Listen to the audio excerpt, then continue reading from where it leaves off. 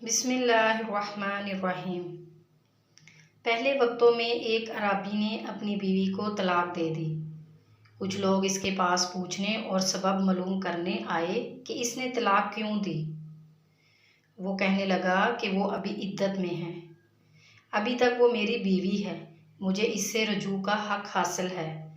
मैं अगर इसके ऐब तुम्हारे सामने बयान कर दूं तो रजू कैसे करूँगा। लोगों ने इंतज़ार किया और इद्दत ख़त्म हो गई और इस शख्स ने रजू नहीं किया।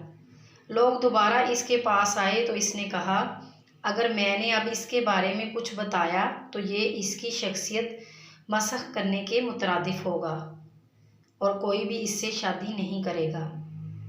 लोगों ने इंतज़ार किया हत्ता कि इस औरत की दूसरी जगह शादी हो गई। लोग फिर इसके पास आए और तलाक का सबब पूछने लगे। इस अरबी ने कहा, अब चूँकि वो किसी और की इज़्ज़त है और मुरव्वत का तकाजा ये है कि मैं पराई और अजनबी औरत के बारे में अपनी ज़बान बंद रखूं। क्या आज के दौर में हैं ऐसे लोग?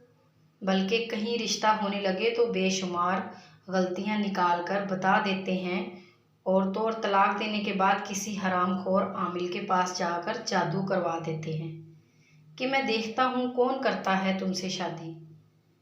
इसलिए बेटियों की शादियाँ वहाँ करें जहाँ लोग इन्हें इज़्ज़तें समझें, ना कि वक्त गुजारी का ज़रिया। बात अच्छी लगी हो तो शेयर बेशक ना कीजिएगा, पर इस पर अमल ज़रूर कीजिएगा। अल्लाह ताला हम सबको अमल करने की तौफीक अता फरमाए। आमीन सुम्मा आमीन।